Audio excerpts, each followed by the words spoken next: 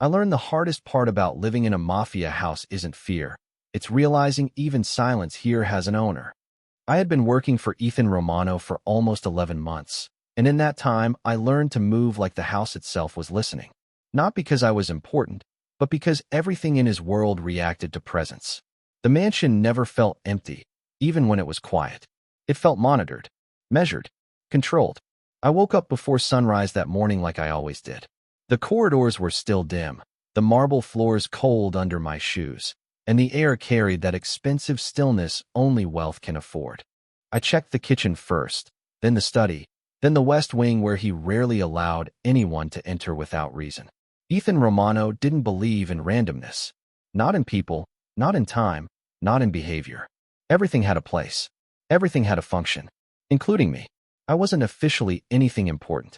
Just the maid who stayed longer than others. The maid who didn't quit. The maid who didn't ask too many questions. That was how people in the house described me when they thought I wasn't listening. I usually wasn't supposed to listen, but I always did.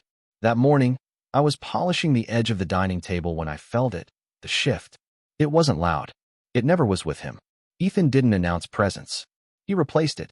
I didn't need to turn around to know he had entered the room. The air changed before footsteps ever did. "You're early," his voice said from behind me. Calm, controlled, low enough that it didn't need to rise to be obeyed. I straightened immediately, hands still holding the cloth. "I start early," I replied. A pause. That was his habit. Pauses that felt like decisions being made without words.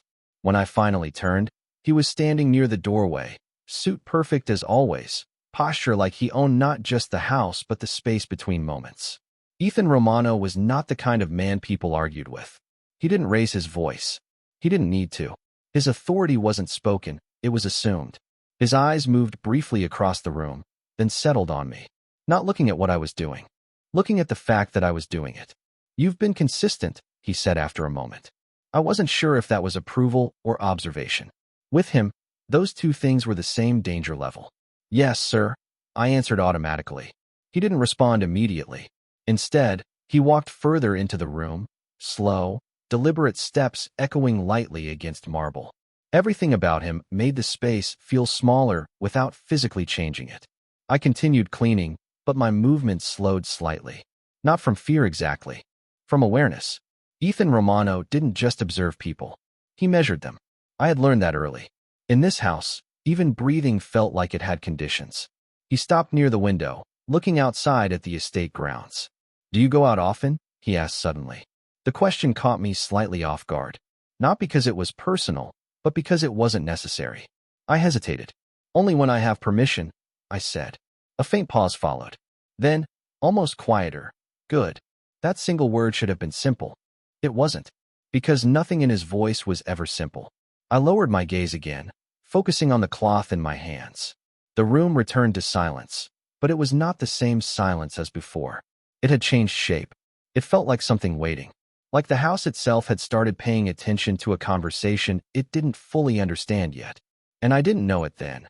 But that was the morning everything in Ethan Romano's carefully controlled world first began to shift. Keycap 1XA with a cutesy in motif tuda. "I have a date tonight." The jealous mafia boss was stunned when his maid said she'd be late. Backhand index pointing right motif chin. DNG 3, Chiem Hugh and Gwyn Luke. Possession and power. Heavy checkmark Ket Hop Fu. Dang 7. Power reversal. Nu Jup Vik Vo Tin Kich Hot Kim Sot Cam Suk Kwa Ong Trum. Dang 8. Jealousy trigger / emotional breakdown. Gin Tuong Mat Kim Sot Han 6 Gwyn Luke.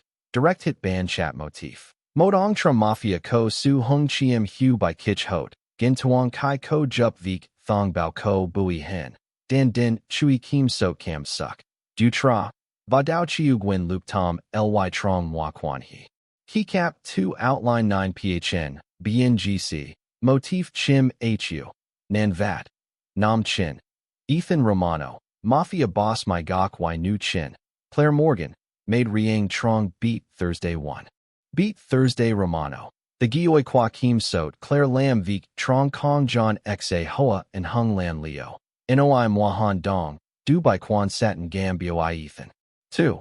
Ong Trum Va Su Quan Satim Lang Ethan Theo Doi. Claire Mot catch vo tuk and hung lean tuc. Nenra ko kong jong and hung nuoi fuk vu kok. 3. Ka noi fa vo nip kim so Claire noi ben then. I have a date tonight. Kong beat rang ka noi du lam thay doi kong kai tone beat Thursday.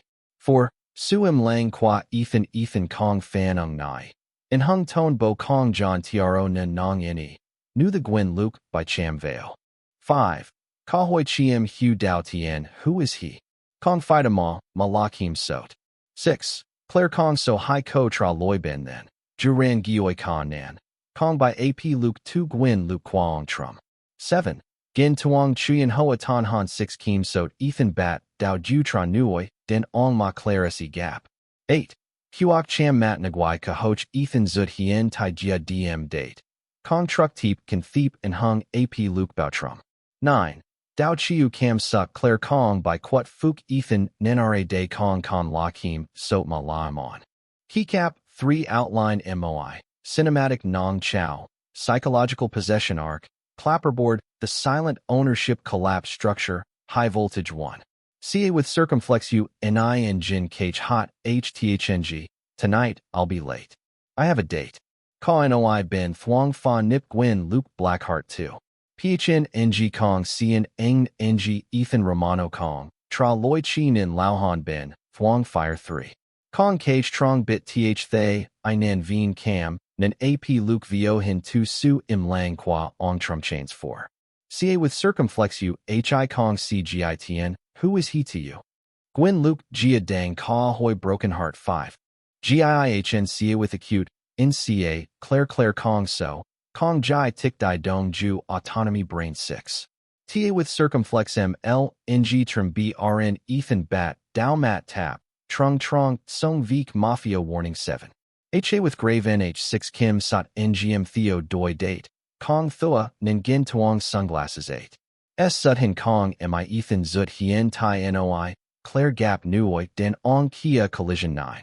S thite bl Claire kong fan ung nu du don Ethan nanra de kong con logwin, so huma la cam suck, vut kim so keycap, 4k thut vt, motif 3, possession times jealousy control, brain 1. Ownership illusion. Ong trum kong noi, ko thwak ve toi, and hung han 6 ngam, tau cam giak, so hu fire 2. Trigger bang ka rat doi thwong mot ka thong bao kich hot, tone bo conflict blackheart 3. Gin tuong kong duok goi ten kong dung 2 jealousy, chi the hien qua han 6 kim so chains 4. Gwyn Luke by lung lei 2 ben trong mafia boss mat kim sot cam suck kong mat Gwyn Luke xa, hoi nai lap tuc collision 5. Dao chiu o koi nu chin jung Gwyn ban chat nam chin thay doi, trang tai tom ly direct hit 6. Ket tuk mo kong zak din moi quan he chi zak, nan, control has already failed, nu ban muon. Twako the Viet teep. Backhand index pointing right full part 1 cinematic 575 2 backhand index pointing right hook 6 prompt in on Chuan viral backhand index pointing right hook 10 hook title toy uctr TikTok /YouTube cho motif nai. In a house like this, the most dangerous thing is not being watched. It is being remembered. I did not know then that silence could accumulate weight, that it could build pressure the same way steel does when it is bent too often. After Claire Morgan said those words the night before, simple, almost careless words about having a date, something in Ethan Romano's house stopped behaving normally. It wasn't visible at first. It never is. The morning began like any other, but the atmosphere had changed texture. The corridors felt narrower, though nothing had physically shifted. The air carried a kind of delayed tension, like the house itself was waiting for permission to exhale. I was cleaning the upper hallway when I felt it again, that presence. Ethan didn't need footsteps. He arrived in a room the way authority arrives in a decision. Final, unquestioned, already made before it is spoken. Where is she? His voice came from behind me. I froze for half a second before turning. He was standing near the stairwell, one hand resting lightly on the railing, suit unchanged, expression unreadable. But his eyes were not. They were focused in a way I had only seen once or twice before, when something had broken a pattern he considered stable. She is in the West Wing, sir, I answered carefully. He didn't move immediately. That was his habit when something required recalculation. Not anger. Not confusion. Adjustment. Did she say anything else? He asked. I hesitated. I shouldn't have. But I did. Only that she would be late tonight, I said. A pause followed. Not empty. Measured. Like the house itself had stopped functioning for a fraction of a second to register the statement. Ethan's gaze shifted slightly, not toward me, but past me, toward something only he could see. Late? He repeated quietly, as if testing the shape of the word. I lowered my eyes, unsure whether I had done something wrong or simply spoken at the wrong time. In this house, those two things were often identical. He stepped away from the stairwell and began walking slowly down the corridor. I followed a few steps behind without being told, because in his presence movement always became instruction. Did she look different when she said it? He asked suddenly. The question was not casual. It was diagnostic. I thought back carefully. Claire had not looked afraid. She had not looked uncertain either. That was the strange part. No, sir, I said. She looked normal. That answer seemed to land somewhere deeper than expected. Ethan stopped walking. The entire hallway felt like it paused with him. Normal, he repeated again, softer this time. Then silence. Not the usual silence of the mansion, but something denser. Intentional. Controlled. Like a system locking itself into a new state. When he finally moved again, it was with a different pace. Slower. More deliberate. Tell security to increase perimeter rotation, he said without turning back. I blinked slightly. Is there a threat, sir? I asked before I could stop myself. Another pause. This one colder. No, he answered. Then after a beat, there is uncertainty. That word carried more weight than any threat I had ever heard in this house. Uncertainty. In Ethan Romano's world, uncertainty was not tolerated. It was contained, measured, eliminated. But now it had a name. I followed him silently as he continued down the corridor, realizing something I couldn't yet fully understand. Claire Morgan had not broken a rule. She had done something far more dangerous in his world. She had introduced a variable that did not respond to control. And for the first time since I began working here, I saw Ethan Romano not as a man who controlled everything, but as someone trying to understand something he could no longer silently own. Control is never loud. It is silent until something refuses to obey it. The house was already awake when I arrived at the west corridor that morning. Not in the normal sense. There were no alarms, no movement, no visible disruption. But I could feel it the same way I could feel Ethan Romano's presence before he entered a room. The air was different, denser, like it had been compressed overnight by a thought that refused to leave. Claire Morgan had not been seen since early morning. That alone was unusual, not because she was restricted, but because she never broke rhythm. In this house, rhythm meant safety. Deviation meant attention. Attention meant Ethan. And Ethan meant consequences that did not always have names. I was placing fresh linens in the guest suite when the first order came through the intercom system. Not loud. Not urgent. Just precise. Find her. 2 words. That was all. No explanation, no context. But in this house, context was unnecessary. I stepped into the hallway and immediately saw 2 of the guards already moving. Not running. Not panicking. Just adjusting position like pieces on a board being silently rearranged. I had learned over time that when Ethan Romano issued a command without emotional tone, it meant the emotion had already been processed elsewhere. Somewhere I was not allowed to see. By the time I reached the lower floor, I could feel the tension fully formed. Ethan was in the main hall. I did not see him yet, but I knew. The staff always knew before sight confirmed it. It was like the house itself aligned toward him. When I entered, he was standing near the long dining table, one hand resting lightly on the surface, the other holding nothing. He wasn't looking at anyone. He was looking at absence. She is not in the West Wing, one of the guards reported carefully. Ethan didn't respond immediately. That silence lasted longer than most conversations in other houses. Then he spoke, calm and controlled. Where was she supposed to be? No one answered right away. Not because they didn't know, but because answering felt like stepping into something already unstable. I finally spoke. She mentioned a meeting, sir. A date. The word landed differently this time. Not as information. As confirmation. Ethan turned his head slightly toward me. Not fully. Just enough for me to understand I had crossed into visibility. Repeat that, he said quietly. I did. A date tonight. Another pause followed. But this one was not empty. It was calculating. I saw it then, the shift. Not anger. Not jealousy in the way people outside this house would name it. Something more structured. More dangerous. Like a system updating itself in real time. She left the estate, he said. It wasn't a question. It was correction. One of the guards nodded. Yes, sir. No escort requested. Ethan's fingers tapped the table once. Soft. Controlled.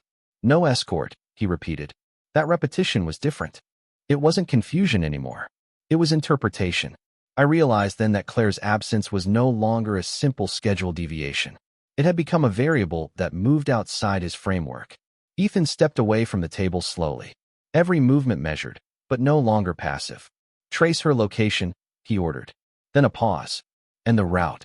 The guards moved immediately. No hesitation. In this house, hesitation only existed in people like me, not in those trained to obey him. I stayed still, watching as the structure of the house shifted into response mode. Doors that were usually decorative became operational. Men who were usually invisible became active. But Ethan did not move with them. He remained in the center of it all, still and focused, as if waiting for a result that he already knew would not satisfy him. A date, he said again, almost to himself. And for the first time since I had known him, I realized the problem was not that Claire had left. It was that she had left without asking permission, and in doing so, had revealed something far more unsettling than disobedience. She had shown him that she existed outside the boundaries of ownership he had never needed to define before. In this house, fear does not announce itself. It arrives after obedience has already failed. The alarm was not audible, but I felt it in the structure of the building the moment Ethan Romano received the latest update. Claire Morgan had not been located. Not on the estate. Not at any approved location. And not responding to contact attempts. In any normal household, this would be an inconvenience. In this one, it was an anomaly. And anomalies were treated differently here. I was in the lower service corridor when the second wave of commands arrived. Faster this time. Sharper. All internal units report status. Ethan's voice through the system was calm, but the calmness itself was the warning. I stopped walking immediately, listening as the house shifted into coordinated response. Doors unlocked and relocked in sequence. Footsteps multiplied. Guards repositioned. Not chaotic, precise. Controlled chaos did not exist in Ethan Romano's world. Only structured escalation. When I reached the main hall, he was already there. Ethan stood in the center again, but the atmosphere around him had changed. It was no longer quiet authority. It was contained disruption, the kind that had not yet chosen its direction. Still no contact, one of the men reported. Ethan didn't respond right away. Instead, he looked at the digital display showing her last known location. It was static. Frozen hours ago. That alone was enough to tighten the room. Run the external network sweep again, he said. The order was immediate. No emotion attached. But I had learned by now that emotion was not absent in Ethan Romano's decisions. It was compressed into precision. A guard hesitated slightly before speaking. Sir, she is off-grid. That phrase changed something subtle in the air. Off-grid did not mean missing. It meant deliberate absence. Ethan turned his head slightly toward the speaker. Explain, he said. Just one word. But the room went still as if it had been compressed again. Her phone is inactive. No financial activity. No traceable transport, the guard continued. She is not within any monitored system range. I watched Ethan closely then, not because I expected anger, but because I expected recalculation. That was what always came next. And it did come. Slowly. Quietly. She left without footprint, he said. Not a question. A conclusion forming in real time. One of the younger men shifted uncomfortably. She may have simply. He stopped speaking when Ethan looked at him. Not sharply. Not aggressively. Just directly. The interruption was enough. Silence returned instantly. I realized then that something fundamental had changed. Claire was no longer being treated as a person who had left. She was being treated as a presence that had escaped definition. And in Ethan Romano's world, undefined things were more dangerous than hostile ones. Increase perimeter review, Ethan ordered again. And lock internal permissions until further notice. That last instruction was different. It did not concern her. It concerned us. The house itself was being restricted. I felt a quiet shift in my chest as systems began locking down one by one. Access points I used daily were suddenly disabled. Routes I knew instinctively were now blocked. The house was tightening around its own structure. Ethan finally stepped away from the display, but his attention did not leave it completely. It followed him. "She did not request permission to leave," he said quietly. No one answered, because there was no correct answer to that statement. Permission was not something Claire had ever been formally required to request. But in Ethan's world, absence without permission was functionally equivalent to defiance. And defiance, even unintentional, required interpretation. I stood still as I watched him turn slightly toward the windows, as if distance might offer clarity. But there was none. Only reflection.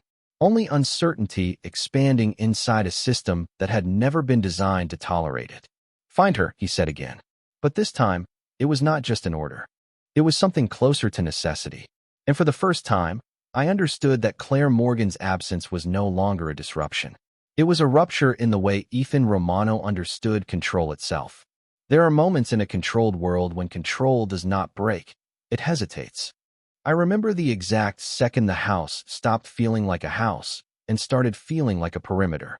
Not because anything visible changed, but because every invisible system inside it began responding to the same absence. Claire Morgan was still missing, and by then, missing had stopped being a simple status. It had become a condition that affected everything it touched. I was stationed near the Eastern Service corridor when Ethan Romano entered the monitoring room. No announcement, no escort.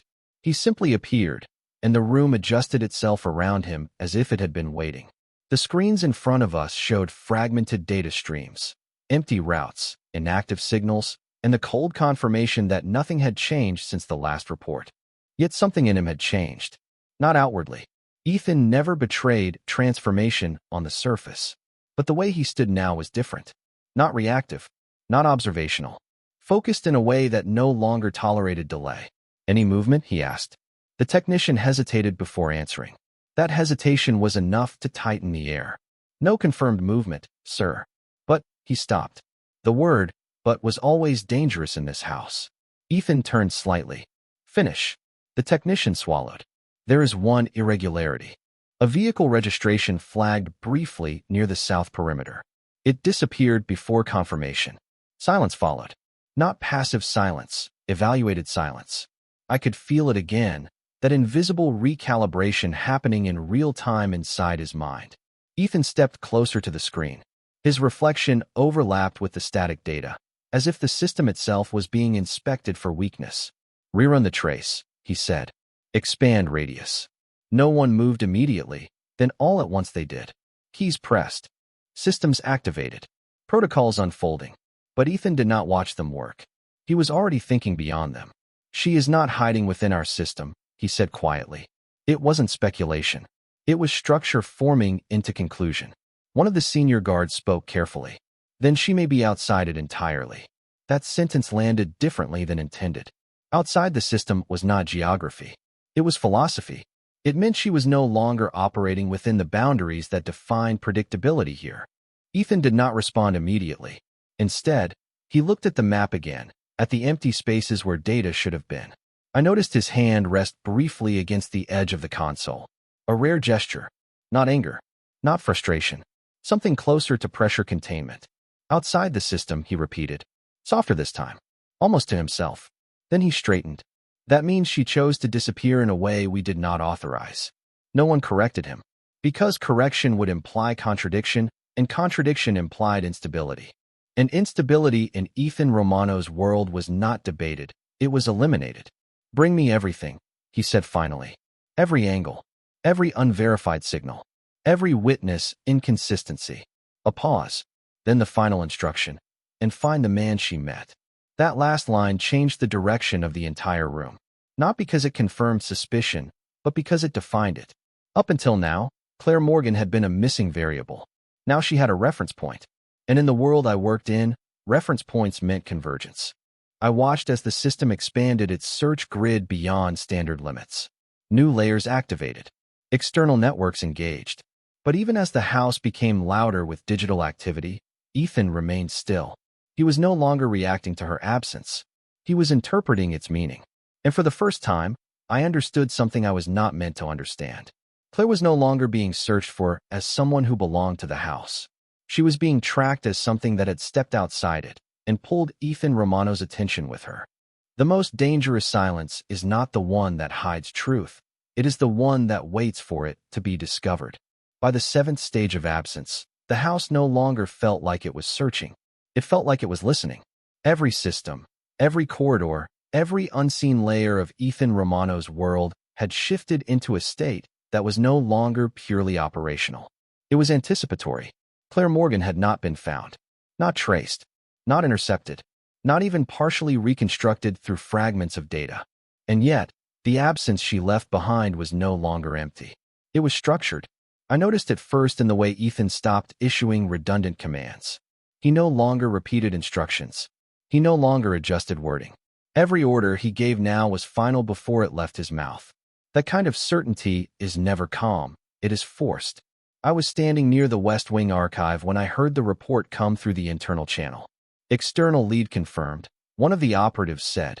A male subject connected to the last known contact point. The room changed before Ethan even spoke. Not visually, structurally. I walked toward the monitoring hall knowing I would find him there. And I was right. Ethan Romano stood in front of the central display, but unlike before, he was no longer analyzing scattered information. He was watching a singular convergence point. Name, he said. The response came immediately. Daniel Mercer.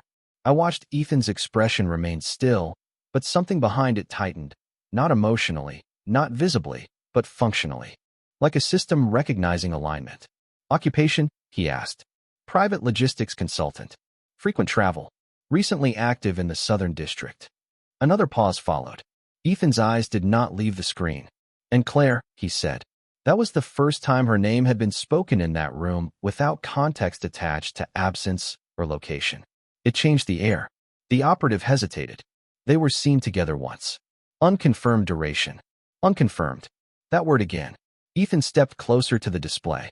The image on the screen was incomplete, grainy surveillance fragments, motion interruptions, timestamps that did not align perfectly. But it was enough. It always is. In his world, certainty was never required. Only pattern recognition. Zoom, he ordered. The image sharpened slightly. A street corner. A cafe exterior. Two figures in proximity that suggested conversation, not conflict. Claire Morgan stood there not as someone missing, but as someone existing outside the mansion's reach.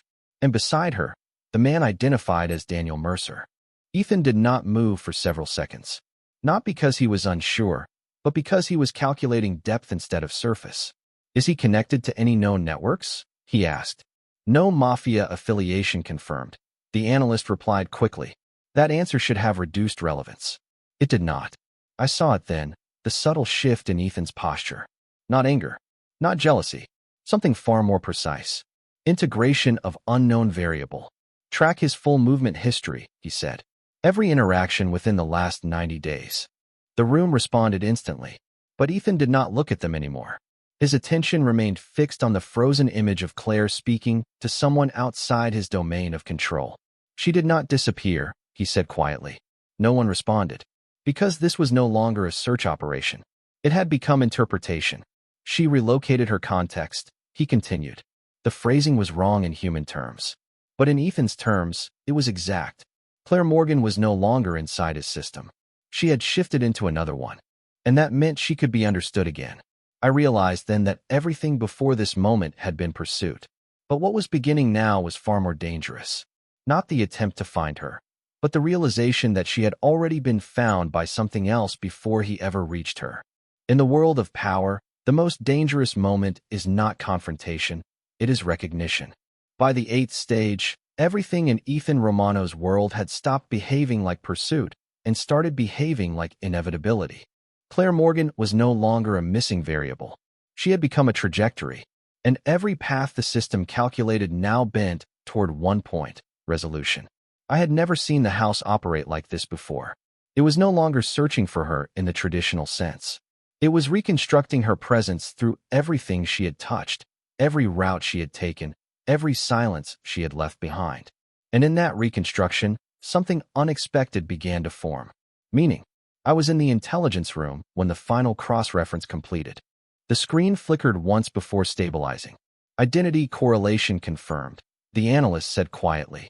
Claire Morgan's last verified location intersects with multiple independent civilian activity zones. Ethan stood behind us, silent. He had been silent for longer than usual. Not absent, present in a way that made the room feel compressed. "Explain," he said. The analyst swallowed. "She is not moving randomly. Her route patterns suggest deliberate stability. She is staying near one location cluster." Ethan stepped forward slightly. "Which cluster?" A pause. Then the answer came. "Downtown residential sector. Shared access housing grid.